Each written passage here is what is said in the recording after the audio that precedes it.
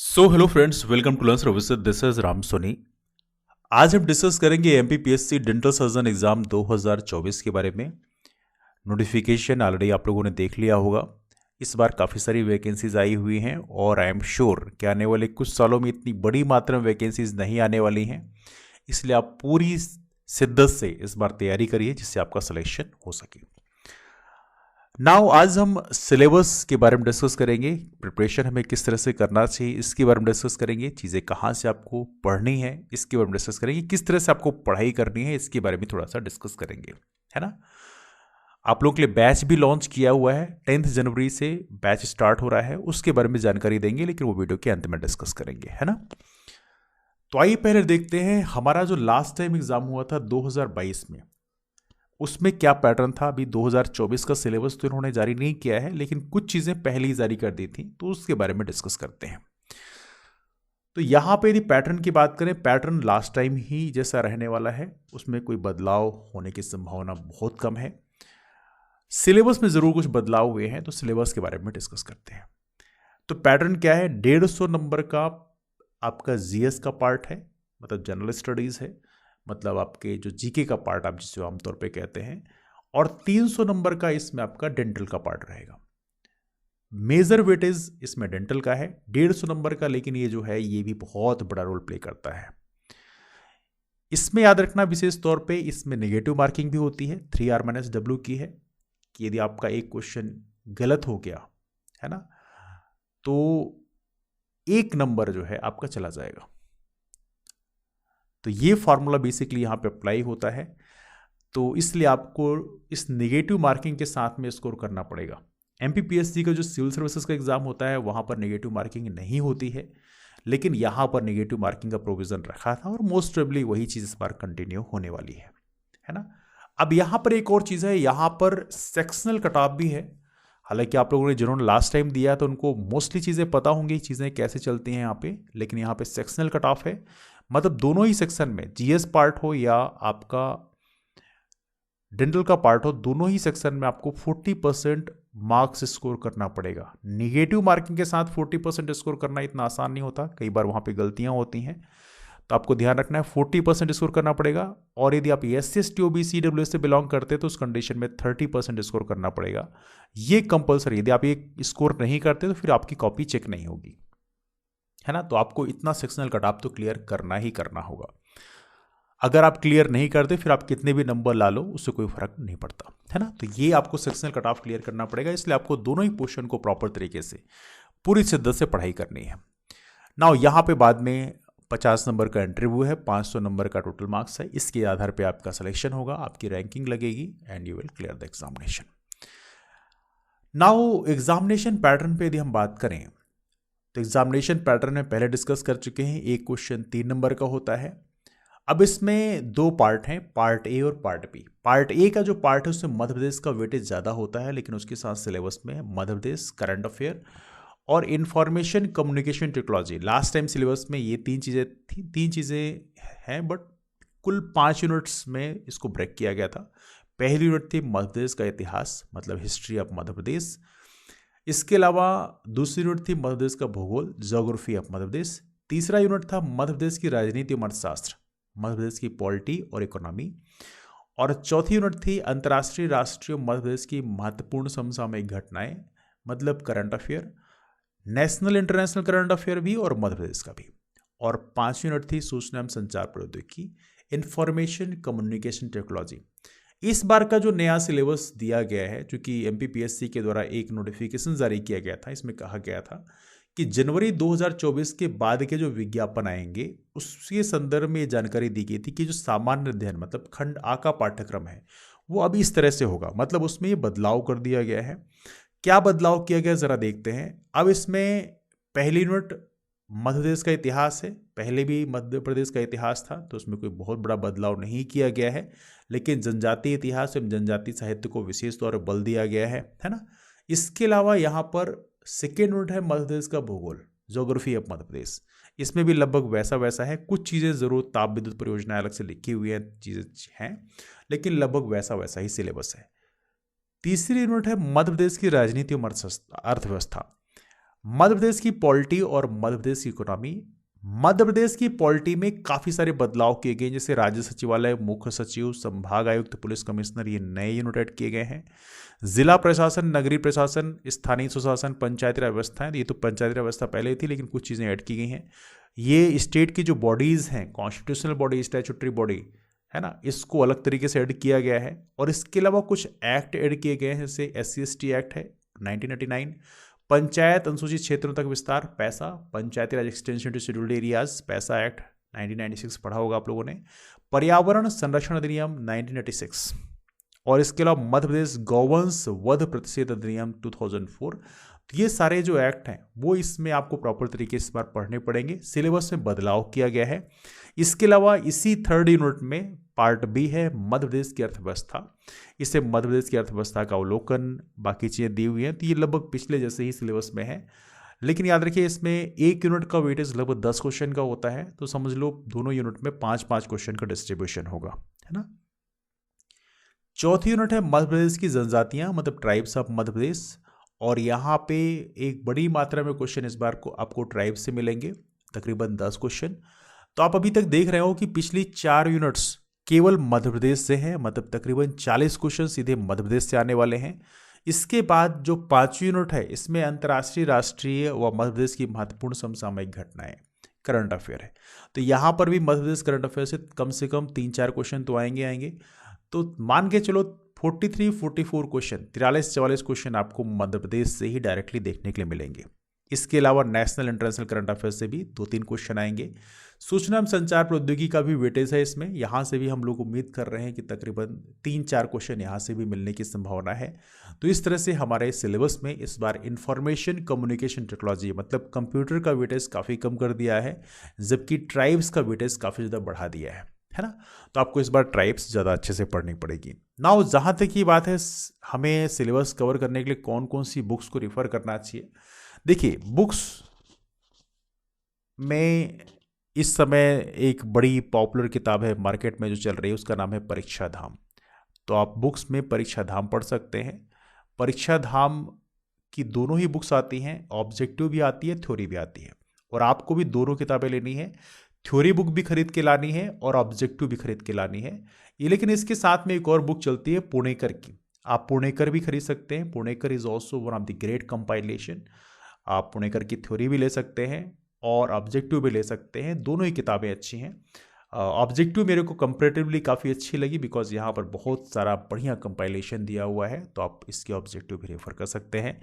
लेकिन मैं आप लोग को सजेशन देना चाहता हूँ, जो भी किताब आप लेना, पुणेकर या परीक्षा धाम, एक ही किताब लेना, दोनों किताबें मत उठा लेना कि हाँ चलो दोनों किताबें पढ़ लेते हैं, दोनों से पढ़ेंगे, नहीं। हमेशा एक ही चीज़ में रिलाई करना है और उसी चीज़ को बार बार रिवाइज करना है। तो रिवीजन इज द की, जितना रिवीजन करोगे उतना ज़्यादा फैक्ट आप रिटेन कर पाओगे। हाँ, थ्योरी और ऑब्जेक्टिव जो दोनों आपके पास होने चाहिए, जिससे एटलीस्ट आप थ्योरी पढ़ें तो उसके बाद ऑब्जेक्टिव प्रैक्टिस कर सकें। थ्योरी पढ़ने से एक फुलफिलमेंट फील होता है और ऑब्जेक्टिव पढ़ने से आपकी क्लियरिटी ज़्यादा अच्छी आती है। तो आपको दोनों चीज़ें प्रॉपर तरीके से लेनी है ना। तो मध्य प्रदेश के लिए परीक्षा धाम ले सकते हैं या पुणेकर ले सकते हैं। इसके अलावा एक क्वेश्चन है ICT का, इंफॉर्मेशन कम्युनिकेशन टेक्नोलॉजी, इसके लिए निर्माण IAS जैसी किताबें ठीक हैं, इसको आप ले सकते हैं। हालांकि यहाँ पे बहुत सारा दिया हुआ है, तो किताब काफ़ी मोटी है और क्वेश्चन यहाँ से 3-4 ही आने वाले हैं, तो इसलिए आपको ध्यान से पढ़नी है। और याद रखना, प्रोडक्टिविटी कहाँ ज़्यादा मिलेगी, आपको रिजल्ट कहाँ ज़्यादा आउटपुट मिल रहा है, उसके हिसाब से ही आपको वहाँ पे एफर्ट लगाने हैं, है ना। और एक है यूनिट हमारी करंट अफेयर की। मध्य प्रदेश करंट अफेयर की यदि हम बात करें तो इसके लिए आप परीक्षा धाम की भी अलग करंट अफेयर आने लग गई है। और इसके अलावा विजार्ड कह रहा हूँ, एक एग्जामपीडिया की करंट अफेयर की बुक आती है, आप उसको रेफर कर सकते हैं। मध्य प्रदेश करंट अफेयर की आती है। इसके अलावा नेशनल इंटरनेशनल करंट अफेयर के लिए भी आप SPD जैसी किताबों को रेफर कर सकते हो, पतली होती है तो उसको पढ़ने में ज़्यादा आसानी होती है। तो इस तरह से आप सिलेबस कवर करने के लिए अलग अलग बुक्स को पढ़ सकते हैं। नाउ यहाँ पे एक छोटा सा बात और डिस्कस करेंगे, हमें सिलेबस में क्या क्या चीज़ें पढ़नी है, ज़रा इसके बारे में एक नज़र डाल लेते हैं। तो पहला यूनिट है, ये अब नया सिलेबस है, तो नए सिलेबस के आधार पे पहली यूनिट है मध्य प्रदेश का इतिहास, मतलब हिस्ट्री ऑफ मध्य प्रदेश। इसमें प्रागैतिहासिक काल, आद्य ऐतिहासिक काल, ऐतिहासिक काल को डिस्कस किया गया है, pre historic period, proto historic period and historic period. बहुत ज़्यादा क्वेश्चन यहाँ से वैसे आते नहीं, लेकिन फिर भी क्वेश्चन पूछे आते हैं कई बार कि हमारे मध्य प्रदेश में कई सारी साइट्स हैं, है ना। तो वहाँ से कई बार पैलोलिथिक, मेसोलिथिक, न्यूलिथिक साइट्स के बारे में क्वेश्चन पूछा आता है। तो वो चीज़ें प्रॉपर तरीके से आपको पता होना चाहिए कौन सी साइट कहाँ पे पाई गई है। तो ये चीज़ें हल्की जानकारी होनी चाहिए, कई बार यहाँ से क्वेश्चन बनते हैं। मध्य प्रदेश का मध्यकालीन इतिहास एक बड़ा पोर्शन है, तो मध्यकालीन इतिहास को आप पढ़ सकते हैं, बिल्कुल सही बात है। लेकिन यहाँ पे आपको विशेष तौर पे सिर्फ इतना ही पढ़ना है कि कोई डायनास्टी आप पढ़ रहे हो, उस डायनास्टी का फाउंडर कौन है, उस डायनास्टी का सबसे प्रतापी राजा कौन है, और उसने कोई बहुत बड़ा काम किया वो।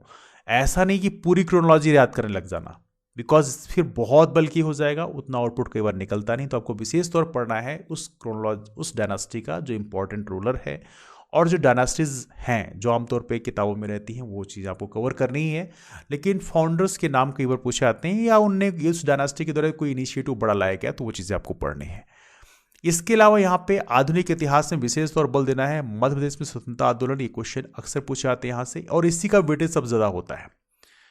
इसमें आपसे हमारे मध्य प्रदेश में बहुत सारे सत्याग्रह हुए, जहाँ से लगातार क्वेश्चन पूछे जा रहे हैं, जैसे झंडा सत्याग्रह है ना। इसके अलावा हमारे मध्य प्रदेश में एक जंगल सत्याग्रह हुआ, वहाँ से भी क्वेश्चन बनता है। चरण पादुका हत्याकांड हुआ, वहाँ से क्वेश्चन पूछता है। बहुत सारे जगहों में 1857 रिवोल्ट के दौरान अलग अलग जगहों में अलग अलग फ्रीडम फाइटर्स ने विद्रोह का नेतृत्व किया, तो वहाँ से क्वेश्चन बनते हैं किसने विद्रोह का नेतृत्व कहाँ से किया है। तो such kind of question had been asked in the examination, है ना। या सादत खान का नाम पूछ लेगा कि सादत खान कहाँ से विद्रोह का नेतृत्व कर रहे थे, तो इंदौर से कर रहे थे। तो ऐसे क्वेश्चन आमतौर पर एग्जाम पूछाते हैं। तो ये पोर्शन में आपको विशेष तौर पर वेटेज देना है और इसको बार बार पढ़ना है। यहाँ से आमतौर पर देखा गया है कि यदि आप पढ़ो, प्रॉपर तरीके से सिलेबस कंप्लीट करो, तो चीज़ें आमतौर पर एग्जाम में जब पूछी जाती हैं तो बन जाता है ना। तो ये पोर्शन कंपेरेटिवली कम मेहनत में ज़्यादा आउटपुट यहाँ से निकलता है। इसके अलावा लास्ट है मध्य प्रदेश का जनजातीय इतिहास एवं जनजातीय साहित्य। ये पोर्शन बहुत ज़्यादा इंपॉर्टेंट है, यहाँ से क्वेश्चन हर साल पूछे जाते हैं। और बेसिकली इसका देखा है तो यूनिट जो हमारी 4th यूनिट है, वहाँ पर भी ट्राइब्स का ही पार्ट है। तो बेसिकली आप कह सकते हैं ट्राइब्स आप उससे एसोसिएट करके पढ़ सकते हैं। तो ये पोर्शन आपको विशेष तौर पे पढ़ने हैं। जनजातीय साहित्य जो है वो ही पढ़ना है और जनजातीय इतिहास ही पढ़ना है। तो दोनों चीज़ें आपको विशेष तौर पे ये पढ़नी है। यहाँ से क्वेश्चन संभावना ज़्यादा है कि यहाँ से काफ़ी सारे क्वेश्चन आएंगे और आसानी से आपके स्कोर भी हो जाते हैं। Now let's go to the next part. अगला पार्ट है मध्य प्रदेश का भूगोल। इसमें राज्य की जो भौगोलिक स्थिति है, विस्तार, प्रमुख नदियां, पर्वत। तो भौगोलिक स्थिति और विस्तार तो पता होना चाहिए, लॉन्गिट्यूड लैटिट्यूड क्या कैसा है, बट साथ में नदियों से क्वेश्चन हर साल पूछे जाते हैं। कौन सी किसकी ट्राइब्यूटरी है, सहायक नदी है, ये क्वेश्चन अक्सर पूछा आता है। और कभी कभी ये देखा गया है कि जो छोटी छोटी नदियाँ उनके बारे में क्वेश्चन पूछ लिया जाता है। तो जो बड़ी नदियाँ जैसे नर्मदा है, सोन है, ताप्ती है, ये नदियाँ तो आप पढ़ते ही हो, बेतवा है, केन है। लेकिन कभी कभी छोटी छोटी जैसे काली सिंध नदी के बारे में पूछ लिया जाएगा, पार्वती नदी के बारे में पूछ लिया जाएगा। तो such kind of question had been asked as well. तो आपको पढ़ना है ये प्रॉपर तरीके से, इस चीज़ को ध्यान में रखते हुए कि हमें बड़ी नदियाँ तो पढ़नी है, लेकिन छोटी छोटी नदियों के बारे में भी, जो बहुत छोटी नहीं मतलब बट एडिक्वेटली उनका नाम फेमस है, उनके बारे में भी आपको थोड़ा सा डिटेलिंग पढ़नी है ना। और इसके अलावा नदियों में कोई महत्वपूर्ण प्रोजेक्ट बना हुआ है तो उसके बारे में आपको विशेष तौर पे जानकारी होनी चाहिए, वहाँ से क्वेश्चन पूछे जाते रहे हैं। और इसके अलावा एक टॉपिक है पर्वत का। माउंटेन्स की बात करें, माउंटेन्स हमारे मध्य प्रदेश में बहुत सारे हैं नहीं, लेकिन फिर भी हमारे मध्य प्रदेश में इस समय जो क्वेश्चन पूछे जा रहे हैं उससे माउंटेन में ये पूछा आता है, जैसे सिद्ध बाबा की चोटी, या कोई भी ऐसी पूछी जाएगा कि ये इसकी सबसे ऊंची चोटी कौन सी, जैसे विंध्यन रेंज है, इसकी सबसे ऊंची चोटी कौन सी है। या इसके अलावा आपसे पूछ लिया जाएगा कि जैसे जो हमारा पहला जो रेंज है यहाँ पे, ये पूरी जो नीचे वाली जो पहाड़ी है ये सतपुड़ा रेंज में आती है। इसमें जो फर्स्ट पार्ट है जो कि आपके अमरकंटक से लगा हुआ है, ये कौन सी रेंज है, that is basically Maikal range. फिर यहाँ पे कौन सी है, महादेव रेंज, जो कि होशंगाबाद, ये होशंगाबाद नहीं बल्कि नर्मदापुरम में हो गया है। यहीं पे बेसिकली आपका पचमढ़ी भी है जो कि यहाँ के हाईएस्ट पीक है हमारे मध्य प्रदेश की। फिर इसके अलावा यहाँ पे गाविलगढ़ रेंज भी होती है। फिर लास्ट में राजपीपला रेंज है जो कि काफ़ी इंपॉर्टेंट है। तो ये यहाँ से क्वेश्चन पूछाते हैं किसके सबसे हाईएस्ट पीक कौन से हैं, है ना। कई बार पठारों के भी हाईएस्ट पीक पूछे आते हैं। तो ये चीज़ें आमतौर पर इसमें पूछी जा रही है, तो विशेष तौर पर ध्यान रखना है। इसके अलावा ऊपर की यदि हम बात करें, यहाँ पे विंध्याचल रेंज में ऊपर पहले कैमूर रेंज है। फिर इसके बाद यहाँ पे जो ये भांडेर रेंज का पोर्शन आता है, ये भांडेर रेंज का एरिया है ना। इसके बाद लास्ट में जाओगे तो यहाँ पे जानापा वगैरह की पहाड़ियाँ भी इसी में आती हैं। आपको पता होना चाहिए विंध्याचल रेंज में ही जानापा की पहाड़ियाँ आती हैं ना, जहाँ से बेसिकली चंबल नदी का उद्गम होता है। तो नदियाँ जब आप पढ़ना तो नदियों में उद्गम स्थल जो है वो भी काफ़ी महत्वपूर्ण है। कौन किसकी ट्राइब्यूटरी है, ये क्वेश्चन आमतौर पर अक्सर पूछे आते हैं, तो इनको आप विशेष तौर पर आप पढ़ना है। यहाँ से क्वेश्चन दोनों ही टॉपिक से आमतौर पर हर साल क्वेश्चन पूछे जाते रहे हैं। जलवायु में मौसम है, मिट्टियां हैं, मिट्टियों से क्वेश्चन पूछा आता है कौन से क्षेत्र में कौन सी मिट्टी पाई जाती है। जैसे हमारे मालवा अंचल की हम बात करें तो यहाँ पे आमतौर पर काली मिट्टी पाई जाती है, इसे रेगुर बोलते हैं, और ये कपास की खेती के लिए काफ़ी इंपॉर्टेंट होती है। मध्य प्रदेश के पूर्वी क्षेत्र की हम बात करें, इधर ईस्टर्न रीजन जो है, यहाँ पे यदि हम देखें तो यहाँ पे लाल पीली मिट्टी पाई जाती है ना। मध्य प्रदेश का यदि उत्तरी क्षेत्र की बात करें, ये वाला जो पोर्शन है हमारा चंबल वगैरह का बेल्ट, यहाँ पे अलुवियल सॉइल जलोढ़ मिट्टी पाई जाती है। तो ये लोकेशन भी आपको पता होना चाहिए, और कौन सी मिट्टी में किस चीज़ का उत्पादन ज़्यादा होता है, किस चीज़ का प्रोडक्शन ज़्यादा होता है, you must know about that thing as well. ठीक है, साथ में तापमान, वर्षा, वनों के प्रकार, वनोपज। वर्षा से कई बार क्वेश्चन पूछाते हैं कहाँ पे सबसे अधिक वर्षा होती है, कहाँ पे वन जो है फॉरेस्ट कवर सबसे अधिक है। जैसे बालाघाट का क्षेत्र हम देखें तो यहाँ पे एज ऑफ नो डिस्ट्रिक्ट में फॉरेस्ट कवर सबसे अधिक है। तो यहाँ से भी क्वेश्चन आमतौर पर पूछे जा रहे हैं, है ना। तो ये तो थोड़ा सा आपको विशेष तौर पे ध्यान रखना है। तापमान का भी पूछा आता है कई बार कि तापमान किधर ज़्यादा होता है, इधर साइड ज़्यादा होता है, नॉर्दर्न साइड में ज़्यादा होता है कि साउथ में ज़्यादा होता है। तो ये क्वेश्चन भी आमतौर पे अलग अलग फॉर्मेट में पूछे आते हैं। जैसे कि पूछ लिया था कई बार कि उत्तर से दक्षिण की ओर, दक्षिण से उत्तर की ओर जाने पर तापमान घटता है कि उत्तर से दक्षिण की ओर तापमान घटता है। ऐसे क्वेश्चन कई बार बन जाते हैं, तो स्टेटमेंट बेस्ड। तो इसके बारे में हल्की जानकारी होनी चाहिए कि हमारे यहाँ क्या है, अलग सिस्टम है। हमारे यहाँ साउथ में जो है तापमान यूजली कम होता है, और नॉर्थ साइड तापमान आमतौर पर बढ़ने लग जाता है यदि गर्मी के मौसम की बात करें, है ना। तो यहाँ पे थोड़ा सिस्टम अलग है। हालांकि हमारे नीचे यदि हम बात करें, हमारे मध्य प्रदेश में बीचों बीच से एक ट्रॉपिक ऑफ कैंसर जाती है, जिसे बोलते हैं कर्क रेखा। तो ये भी क्वेश्चन पूछा था कर्क रेखा कौन कौन से जिलों से होकर गुजरती है। तो 14 जिलों से होकर गुजरती है, उसकी ट्रिक भी है, कभी डिस्कस करेंगे उसके बारे में। तो वो चीज़ें भी आमतौर पर आपको ध्यान रखनी है। तो such kind of things are quite important. कृषि की बात करें, यहाँ पे प्रमुख फसलें हैं, सिंचाई के स्रोत हैं, सिंचाई परियोजनाएं, प्रोजेक्ट से क्वेश्चन अक्सर पूछे आते रहे हैं। फसलों से भी क्वेश्चन पूछ ले आते हैं कई बार, कौन सी फसल किस तरह की फसल है, हमारे यहाँ खरीफ है, रबी फसल है, सच काइंड ऑफ थिंग्स, है ना। कौन सी फसल का उत्पादन कहाँ पे ज़्यादा होता है। ऐसे यदि हम बात करें विशेष तौर पे लाल पीली मिट्टी में आमतौर पे आपको चावल की खेती ज़्यादा देखने के लिए मिलती है, या इसके अलावा काली मिट्टी की बात करें तो यहाँ पे कपास का उत्पादन ज़्यादा होता है, सोयाबीन का उत्पादन ज़्यादा होता है। तो such kind of things you should know about that as well. ताप विद्युत परियोजनाओं की बात करें, गैर पारंपरिक ऊर्जा, यहाँ पे एक और चीज़ है, one district one product, ODOP जो है, वन डिस्ट्रिक्ट वन प्रोडक्ट, ये भी काफ़ी इंपॉर्टेंट है, एक जिला एक उत्पाद योजना। तो ये इसको भी आपको विशेष तौर पे ध्यान रखना है, ये क्वेश्चन भी एग्जाम में पूछा जा रहा है इस समय। ताप विद्युत परियोजनाओं में गैर पारंपरिक ऊर्जा स्रोत, प्रमुख खनिजों से क्वेश्चन हर साल पूछे आते हैं, कौन सा मिनरल कहाँ पाया जाता है। कई बार यहाँ पे और डिटेलिंग में पूछा जाता है कि वहाँ पे कौन सी कंपनी जो है वो जो उत्पादन करती है ना। इसके अलावा हमारे मध्य प्रदेश में सबसे बड़ा कोल माइन रीजन कौन सा है ना। कई वैरायटी ऑफ द क्वेश्चन पूछा आते हैं। हमारे मध्य प्रदेश में 136 मीटर की कोल की लेयर सिंगरौली में पाई गई, तो उसका भी पूछा जा सकता है आप लोगों से, है ना। तो ऐसे थोड़ा सा डिटेलिंग पूछा आता है। मलाजखंड माइन है, भारवेली माइन है, तो इनसे क्वेश्चन पूछे आते हैं कई बार, तो थोड़ा आपको ध्यान रखना है। जनसंख्या का आकार, वृद्धि, साक्षरता, यातायात, ये दो टॉपिक जो हैं ये थोड़ा सा आपके बेसिकली कह सकते हैं कि सेंसस से जुड़े हुए हैं, जनगणना से। तो 2011 वाली जनगणना जो है वही जो है उसी के डेटा आपको याद रखने हैं। आमतौर पे हर एक मध्य प्रदेश की बुक में दिया रहता है, तो उसको आपको थोड़ा सा वहाँ पे याद रखना है। यातायात, खाद्य प्रसंस्करण उद्योग, थोड़ा सा इससे भी यातायात में ज़रूर थोड़ा सा विशेष तौर पे ध्यान रखना। नेशनल हाईवे जो हैं मध्य प्रदेश से जो गुजरते हैं, स्टेट हाईवे जो हैं, उसको आपको विशेष तौर पर पढ़ना है, और यहाँ से क्वेश्चन पूछे जाने की संभावना काफ़ी ज़्यादा है। ठीक है, हमारा तीसरा टॉपिक है मध्य प्रदेश की राजनीति और अर्थव्यवस्था। राजनीति की बात करें तो राजनीति में बेसिकली क्वेश्चन हर चीज़ से पूछे गए हैं। राज्यपालों से पूछे गए हैं, कौन सा राज्यपाल रहा नहीं रहा। मुख्यमंत्रियों से भी क्वेश्चन पूछे गए हैं। मंत्रिमंडल से, जैसे 91st अमेंडमेंट एक्ट, यहाँ से क्वेश्चन अक्सर बनता है। विधानसभा, उच्च न्यायालय में भी क्वेश्चन कई बार बने हैं यहाँ पे उच्च न्यायालय में, है ना। लोकायुक्त से क्वेश्चन इससे बन रहे हैं बिकॉज लोकायुक्त बहुत चर्चा में है। इसके अलावा राज्य सचिवालय है, मुख्य सचिव, यहाँ से क्वेश्चन पूछे गए कई बार कि कौन मुख्य सचिव रहा कौन नहीं रहा। संभागायुक्त से क्वेश्चन पूछा जा सकता है। पुलिस कमिश्नर, कौन सी क्या रैंक होती है। जिला प्रशासन से क्वेश्चन पूछा जाता है। नगरीय प्रशासन इज इंपॉर्टेंट। स्थानीय सुशासन के जनक कौन कहे जाते हैं, ये भी क्वेश्चन कई बार बन जाता है। पंचायती राज व्यवस्थाएं, तो ये तो बहुत ही कॉमन क्वेश्चन है। तो यहाँ से कई बार आर्टिकल भी पूछे आते हैं, पूछ लिया जाएगा फाइनेंस कमीशन जो है, स्टेट फाइनेंस कमीशन कौन से आर्टिकल में है, राज्य निर्वाचन आयोग जो है वो कौन से आर्टिकल में है ना, उसके कार्यकाल कितने होते हैं, ये सच क्वेश्चन, इस तरह से क्वेश्चन पूछा आता है। वर्तमान में हमारे मध्य प्रदेश में राज्य निर्वाचन आयुक्त कौन है, इस तरह से क्वेश्चन बनते हैं। यहाँ पे टॉपिक भी दिए हुए, राज्य चुनाव आयोग, राज्य सूचना आयोग, राज्य अनुसूचित जाति आयोग, राज्य अनुसूचित जनजाति आयोग, इस तरह से पूछा जाता है कि बताओ कौन सी कॉन्स्टिट्यूशनल बॉडी है, कौन सी स्टैट्यूटरी बॉडी है, कौन सी non constitutional non statutory body है ना, संवैधानिक संस्था, सांविधिक संस्था, गैर संवैधानिक गैर सांविधिक संस्था। तो ऐसे क्वेश्चन भी एग्जाम पूछे आते हैं, थोड़ा सा इसमें भी आपको डिटेलिंग में पढ़ना पड़ेगा, है ना। फिर इसके बाद अनुसूचित जाति अनुसूचित जनजाति अत्याचार निरोधक अधिनियम SC/ST एक्ट है, इसको आपको जरूर पढ़ना पड़ेगा। मैं नहीं कहूँगा सारे एक्ट सारे सेक्शंस आपको पढ़ना है, लेकिन यहाँ से क्वेश्चन पूछे जाएंगे।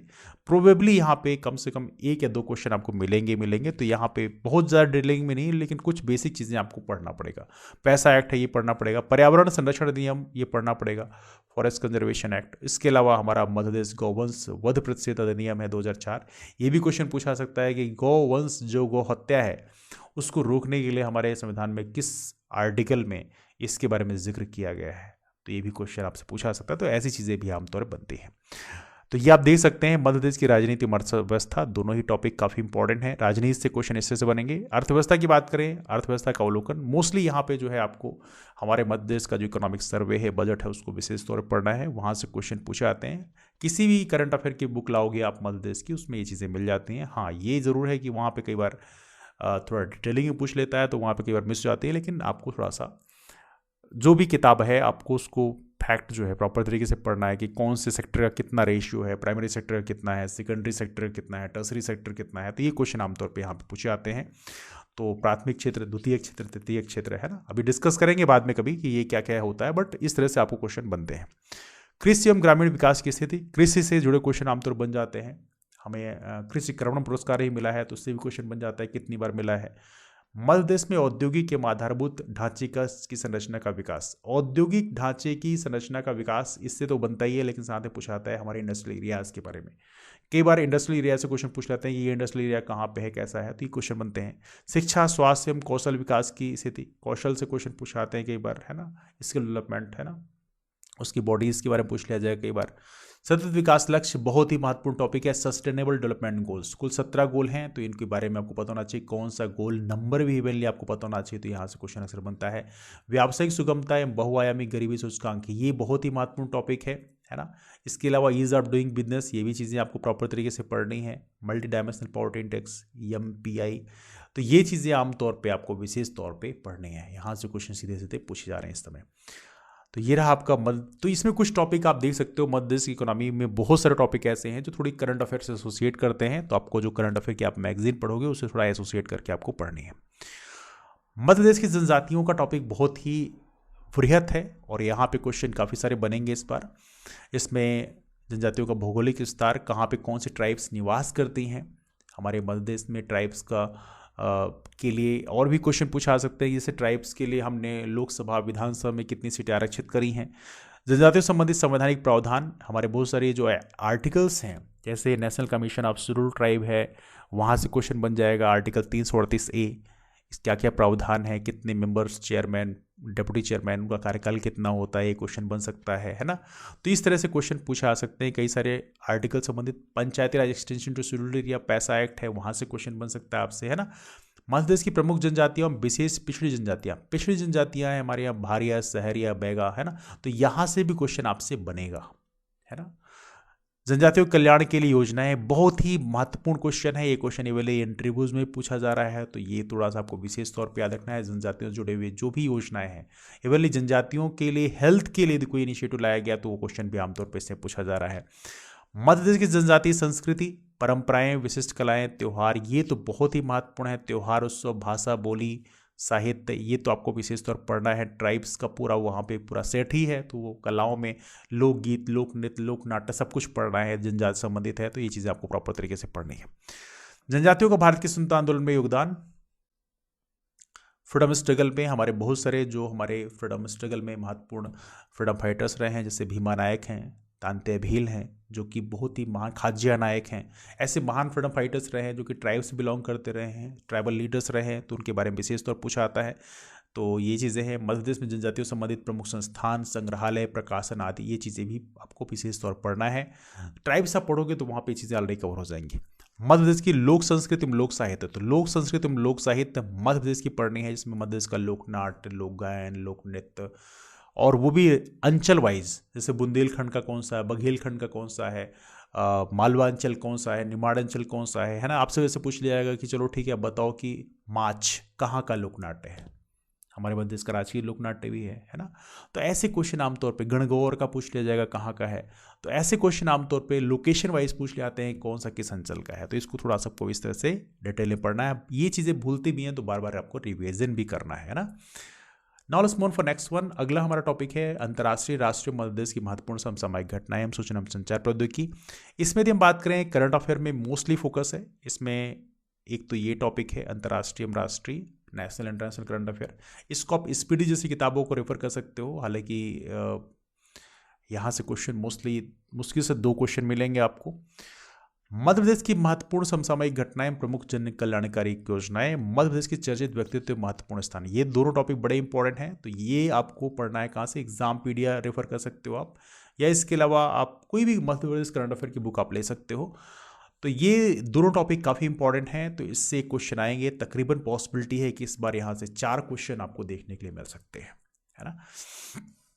इसलिए आपको मध्य प्रदेश करंट अफेयर में ज़्यादा वेटेज देना है। कंप्यूटर सूचना एवं संचार प्रौद्योगिकी, गवर्नेंस, ये आईसीटी का टॉपिक है, और artificial intelligence, machine learning, cloud computing, data science और इंटरनेट ऑफ थिंग्स का आधारभूत ज्ञान। ये पूरा प्रॉपर तरीके से लिख दिया है कि इतना ही पढ़ना है आपको। कंप्यूटर में ज़रूर थोड़ा डिटेलिंग में पढ़नी पड़ेगी। कंप्यूटर के कौन कौन से जनरेशन है, 5 जनरेशन रही हैं, तो हर एक जनरेशन में क्या डेवलपमेंट हुआ, ये कोई क्वेश्चन पूछा आता है। सूचना एवं संचार प्रौद्योगिकी में भी ऐसे क्वेश्चन, ई गवर्नेंस में कई बार पूछा आता है, ई कॉमर्स से जुड़ा हुआ क्वेश्चन भी आपसे पूछा सकता है यहाँ पे, है ना। एआई में चैट जीपीटी वगैरह से क्वेश्चन बन जाएगा, मशीन लर्निंग, है ना। तो ये चीज़ें आपको थोड़ा सा भी डिटेल में पढ़नी होगी। इसके लिए आप निर्माण आईएएस जैसी किताबों को रेफर कर सकते हैं, या मार्केट में कोई और भी किताबें यदि आपको लगता है पतली सी है तो उसको भी आप रेफर कर सकते हैं। तो इस तरह से हमें ये सिलेबस है, ये चीज़ें लगभग आपको आइडिया मिल गई हुई, चीज़ें कहाँ से क्या पढ़नी है। और विशेष तौर पे जो प्रीवियस ईयर क्वेश्चन का कंपाइलेशन है, चूँकि हम लोग प्रॉपर तरीके से हम अपने प्लेटफॉर्म में जितने भी इस पैटर्न पे एग्ज़ाम होते हैं, चाहे वो असिस्टेंट प्रोफेसर का हो, चाहे इंजीनियरिंग सर्विसेज का हो, चाहे माइनिंग ऑफिसर, माइनिंग इंस्पेक्टर, इसके अलावा बहुत सारे एडीपीओ का एग्ज़ाम होता है, लास्ट टाइम भी डेंटल सर्जन का भी एग्ज़ाम हुआ था, उसके अलावा दुनिया भर के जितने भी एग्ज़ाम मध्य प्रदेश के होते हैं उनको हम लोग कंपाइल करते हैं। तो कौन से एरिया फोकस्ड होनी चाहिए, कौन से एरिया में आपको ज़्यादा फोकस करना है, जहाँ से ज़्यादा बेहतर तरीके से आउटपुट मिल जा पाएगा, या प्रीवियस ईयर क्वेश्चन को यदि आप देखेंगे तो वहाँ पर डेफिनेटली आपको एक इंसाइट मिलेगा कि चीज़ें किस तरह से आपको करनी है। आप एग्जामिनेशन के जोन में जाओगे, है ना, और आपको उन्हीं क्षेत्रों में ज़्यादा स्ट्राइक मारनी है। तो ये चीज़ थोड़ा विशेष तौर पर ध्यान रखना है। तो आप प्रॉपर तरीके से आप इन चीज़ों को देखें, और डेफिनेटली आई होप सो कि आपको बेनिफिट मिलेगा। आप लोगों की प्रिपरेशन के लिए, हालांकि लास्ट टाइम भी हम लोगों ने इनिशिएटिव लिया था, लगभग 80 के आसपास स्टूडेंट्स ने ज्वाइन किया था। बड़ी मात्रा में जो हमारे फ्रेंड्स हैं उन्होंने फाइनली सिलेक्शन लिया, और हमारे यहाँ ये बहुत ही गर्व की बात है कि बहुत सारे डिस्ट्रिक्ट्स में हमारे जो फ्रेंड्स हैं लास्ट टाइम जिन्होंने हमारे कोर्सेज को ज्वाइन किया था, they are working here and there. तो इस बार भी हम लोगों ने एक इनिशिएटिव लॉन्च किया है कि आपके सिलेक्शन में हम भी एक महत्वपूर्ण भूमिका अदा कर पाएँ, और बैच लॉन्च किया, उसकी शुरुआत हो रही है 10 जनवरी से। इस बैच की बात करें तो इसके बारे में जानकारी लेने के लिए आप नंबर है 8826033084, इस नंबर पे व्हाट्सएप मैसेज कर सकते हैं। सिंपल है, बैच ज्वाइन करने का प्रोसेस सिंपल है। आप मैसेज करिएगा I want to join dental surgeon batch course, तो वहाँ पे हम QR कोड सेंड कर देंगे। QR कोड में पेमेंट करके आप स्क्रीनशॉट सेंड कर देंगे तो आपको हम लोग ऐड कर देंगे। और इसकी फ़ीस रखी है एज ऑफ नो 1599 रुपये। अर्ली बर्ड्स जो पहले ज्वाइन करेगा उसको मिलेगा 1499 में आप बैच ज्वाइन कर सकते हैं। शुरू के 100 कैंडिडेट्स के लिए लगभग हालांकि होने वाला है, तो आप इस तरह से हमारे इस बैच को ज्वाइन कर सकते हैं और बेनिफिट ले सकते हैं, है ना। तो चलिए फिलहाल मुलाकात करते हैं फिर आप लोगों के एग्जाम्स के लिए। आप लोगों को ढेरों सारी शुभकामनाएं, ऑल द बेस्ट। पॉसिबिलिटी जैसे बोली जा रही है कि जुलाई अगस्त में एग्जाम हो सकता है, लेकिन अब देखते हैं, वो तो MPPSC जब जारी करेगा ऑफिशियल नोटिफिकेशन तभी जाके क्लियर हो पाएगा कि कब एग्जाम है। लेकिन अभी हम लोग उस हिसाब से तैयारी कर रहे हैं। तो फिलहाल डिस्कशन के इस वाइंड अप करते हैं, मुलाकात करते हैं आप लोग फिर। ये हमारा जो बैच है ये ऑनलाइन है, ये आप ऑनलाइन ले, चूँकि कई बार मैसेज आते हैं कि ऑनलाइन है कि ऑफलाइन है। ये ऑनलाइन बैच है, अपने घर बैठे अपनी तैयारी कर सकते हैं। 2 क्लासेज एज ऑफ नो हमने चला रखी है, तो आप 2 यूनिट हम लोग पहले लेके चलेंगे। लगभग 3 महीने में हमने प्लान किया है कि सिलेबस कंप्लीट कर दिया जाएगा, है ना। और भी यदि आपके मन में कोई क्वेरीज हैं तो आप लोग पूछ सकते हैं कमेंट के माध्यम से। हमारा एक ग्रुप भी है, लर्न सर्विसेज डेंटल सर्जन, उसको आप ज्वाइन कर लीजिएगा, टेलीग्राम में है, सर्च करेंगे मिल जाएगा, उसकी नीचे डिटेल्स में मैं लिंक भी प्रोवाइड करा दूंगा। तो चलिए मुलाकात करते हैं फिर, तब तक बाय एंड टेक केयर।